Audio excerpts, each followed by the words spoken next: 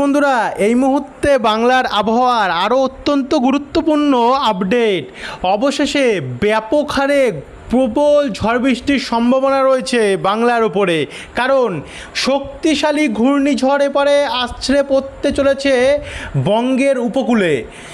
ব্যাপক শক্তি নিয়ে বিধ্বংসী ঘূর্ণিঝড় আছড়ে পড়বে।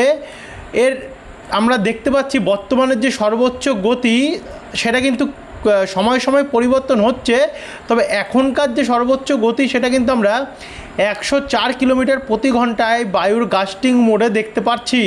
এবং যদি বায়ু মোডে দেখি তো বায়ু মোড বলছে সর্বোচ্চ গতি এখনকার অনুযায়ী হয়েছে 78, এবং টোটালটা হয়তো আপনারা ভাববেন ECMWF মডেলে না GFS মডেলে, কিন্তু দেখুন এটা কিন্তু এবারে ECMWF মডেল, অর্থাৎ আমাদের আন্তর্জাতিক যেই মডেল সেটা কিন্তু বলছে আগামী মাসেই অর্থাৎ পরের মাসেই ঘূর্ণিঝড় আসতে চলেছে এবং শক্তিশালী ঘূর্ণিঝড় আসতে চলেছে আমাদের বাংলার উপকূলে।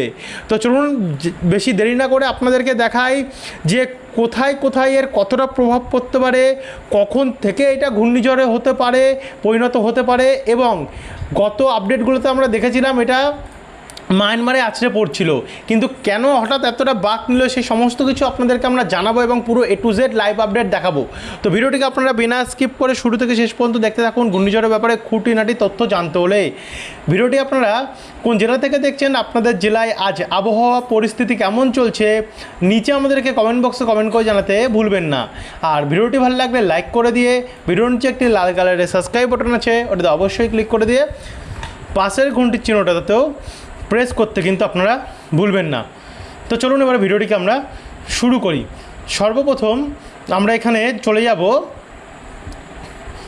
আজকের ডেটে, বায়ুঝাপটা মোডে যাব এবং বায়ুঝাপটা মোডে গিয়ে আজকের ডেটে যদি আমরা এই মুহূর্তে আসি 24 তারিখ থেকে যদি আমরা দেখা শুরু করি কি পরিস্থিতি আছে।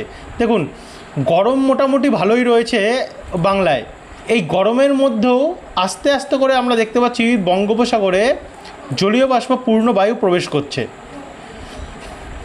সোমবার 25 তারিখের মধ্যে এর যে প্রভাব একটু একটু করে এগোচ্ছে।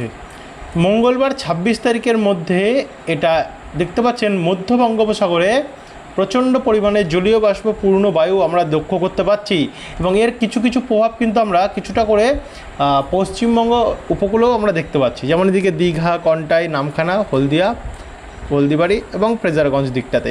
তারই সঙ্গে ওপার বাংলার কলাপাড়া উপকূল দিকটাতেও রয়েছে, কিন্তু তখনও কিন্তু কোনো বড়সড় সিস্টেম বা কিছু একটা তৈরি হয়নি। কিন্তু এখান থেকে এবার আমরা 26 তারিখ থেকে যদি যাই 27 তারিখ বুধবার, তো 27 তারিখের মধ্যে আমরা তেমন একটা সিস্টেম দেখতে পাচ্ছি না। এরপর আমরা সরাসরি যাচ্ছি 28 তারিখ বৃহস্পতিবারের মধ্যেও দেখুন অনেকটাই পরিষ্কার থাকছে।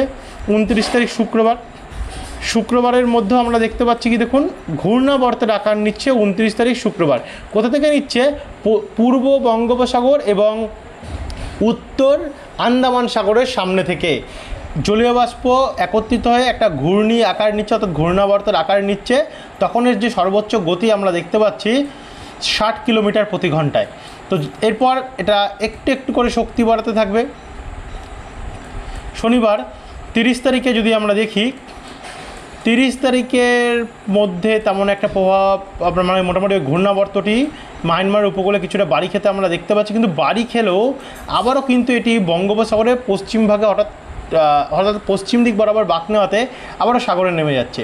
আবার এদিকে অন্ধ্রপ্রদেশের সামনে থেকে একটা শক্তিশালী প্রভাব দমকা ঝড় হাওয়া দেখতে পাচ্ছি আমাদের বঙ্গোপসাগরে প্রবেশ করছে, কিন্তু 31 তারিখের মধ্যে আমরা আবারও দেখতে পাচ্ছি ঘূর্ণাবর্ত তার নিজের শক্তি বাড়াতে সক্ষম হচ্ছে এবং পুরোপুরিভাবে সেটি বঙ্গের সাগরে নেমে যাচ্ছে গিয়ে, যার জন্য সাগরে নামা মাত্রই কিন্তু তার শক্তি বাড়বে। এটা আপনারাও জানেন, আমরাও জানি যে কোনো ঘূর্ণি যদি সাগরে নামে তখনই সেটা শক্তি বাড়াতে পারে, এবং শক্তি বাড়িয়ে যতক্ষণ সাগরে থাকবে ততক্ষণ কিন্তু সেটি ঘূর্ণিঝড়ে রূপান্তরিত হতে পারে। তো এখানে 1 তারিখের থেকে এবার আমরা যদি দেখা শুরু করতে থাকি, তো 1 তারিখের মধ্যে দেখুন আন্দামান এবং নিকোবর দ্বীপপুঞ্জে এর ফলে ভয়াবহ ঝড় বৃষ্টি হবে। দিগলিপুর, রানঘাট, পোর্ট ব্লেয়ার এই জায়গাগুলোতে কিন্তু প্রচণ্ড পরিমাণে প্রভাব পড়বে। তো সেখান থেকে আমরা একটু এগিয়ে গিয়ে 2 তারিখের দিকে যেতে থাকছি আমরা। 2 তারিখে এটা পশ্চিম দিক বরাবর বাঁক নিতেই রয়েছে দেখুন, এবং প্রথমে ঘূর্ণাবর্ত থাকছে এবং গভীর নিম্নচাপে পরিণত হচ্ছে। 2 তারিখের মধ্যে কিন্তু গভীর নিম্নচাপে পরিণত হবে, তখন এর সর্বোচ্চ গতি 64 কিলোমিটার পার আওয়ারে। তো এবার আমরা একটু যাব এগিয়ে গিয়ে 3 তারিখে যাচ্ছি। 3 তারিখে কিছুটা শক্তি হারাচ্ছে, যেহেতু স্থলভাগের সামনে থেকে যাচ্ছে ঘেসে ঘেসে, তার জন্য কিন্তু এটি বাড়ি খাবার কারণে যে গতি বা শক্তি সেটা কিন্তু কিছুটা হলেও হারাচ্ছে। হারালেও কিন্তু দেখুন হঠাৎ করে আবারও শক্তি বাড়িয়ে তুলছে 3 তারিখের মধ্যে। 3 তারিখের মধ্যে এটার যে শক্তি সেটা কত উঠছে, আবারও 74 কিলোমিটার প্রতি ঘন্টায়, মানে অতি গভীর নিম্নচাপে পরিণত হয়েছে। এরপরে 4 তারিখের মধ্যে এটি বাংলাদেশের উপকূলের সামনে যখন যাচ্ছে, দেখুন অনেকটা স্থলভাগ থেকে বঙ্গোপসাগরে নেমে যাচ্ছে, তার কারণে হঠাৎ করে এটা শক্তি বাড়াতে পারছে। শক্তি বাড়িয়ে এটা 79 কিলোমিটার রয়েছে, এবং আমরা যদি তখন বায়ো মোডে যাই তো বায়ো মোড বলছে 54 কিলোমিটার, মানে তখন ওই অতি গভীর নিম্নচাপে পরিণত পরিস্থিতি থাকছে। তো আমরা আবারও চলে যাব বায়ুঝাপটা মোডে। বায়ুঝাপটা মোডে যখন যাচ্ছি মোটামুটি 4 তারিখের সকাল 9টার মধ্যে এটি ঘূর্ণিঝড়ে পরিণত হচ্ছে, ঘূর্ণিঝড় অর্ণবে পরিণত হচ্ছে, 104 কিলোমিটার প্রতি ঘন্টাতে পরিণত হচ্ছে এটি, এবং এটি স্থলভাগে আছড়ে পড়তে পারে। এখনকার যা সম্ভাবনা দেখাচ্ছে বাংলাদেশের কলাপাড়া উপকূলে এটা ল্যান্ডফল করতে পারে, কিন্তু কলাপাড়া উপকূলে ল্যান্ডফল করলেও আমাদের যেহেতু বাংলাদেশের পাশে আমাদের পশ্চিমবঙ্গ পড়ছে, এর কারণে পশ্চিমবঙ্গের উপকূলেও কিন্তু এর যথেষ্ট পরিমাণে প্রভাব পড়বে। হলদিবাড়ি, গোসাবা এদিকগুলোতে ব্যাপক দমকা ঝড় হওয়া চলবে। তারই সঙ্গে এদিকে কলাপাড়া, লালমোহন, বরিশাল, পিরোজপুর, মাঠবেড়িয়া, শ্যামনগর, সাতক্ষীরা, তুঙ্গিপাড়া, গৌরনদী, বরিশাল, কাউখালী, জিয়ানগর, মাদারীপুর, গোপীনাথপুর, রায়পুর, ভোলা, এই জায়গাগুলোতে ব্যাপক পরিমাণে আমরা এর প্রভাব দেখতে পাচ্ছি। তার সঙ্গে চিটাগং, মহেশখালী, চট্টগ্রাম, কক্সবাজারে এটা কিন্তু তখন ল্যান্ডফল করেনি। তার আগে যখন ল্যান্ডফল করবে, মোটামুটি কখন ল্যান্ডফল করছে, 4 তারিখের মধ্যে আমরা এটা কলাপাড়াতে পুরোপুরিভাবে করছে না, চার্পসনের দিকটাতে কিন্তু দেখতে পাচ্ছি, ওই হাতিয়ার দিকটাতে, হাতিয়ার দক্ষিণ ভাগে, এখানে কিন্তু এটা ল্যান্ডফল আমরা করতে দেখতে পাচ্ছি। দেখুন আর হাতিয়া থেকে বাঁক নিয়ে এটা চলে গেল চিটাগং এবং হাটহাজারি দিকটাতে, যার জন্য এর যে প্রভাব আমরা দেখতে পাচ্ছি 113 কিলোমিটার উপরে কিন্তু এর প্রভাব কিন্তু আমরা দেখতে পাচ্ছি, 113 কিলোমিটার। তো এখানে 113 কিলোমিটারে এটি চলে যাচ্ছে, এবং চলে গেলেই আমরা এটা দেখতে পাচ্ছি কিন্তু আস্তে আস্তে করে 6 তারিখ 7 তারিখের মধ্যে এটা আমাদের পশ্চিমবঙ্গের উপকূলেও চলে যাচ্ছে গিয়ে, এবং ব্যাপক প্রভাব দেখতে পাচ্ছি বাংলাদেশের উপকূলে দেখা যাচ্ছে। যাই হোক, ঘূর্ণিঝড়ের ব্যাপারে সম্পূর্ণ খুঁটিনাটি আপনাদেরকে আমরা দেখিয়ে দিলাম।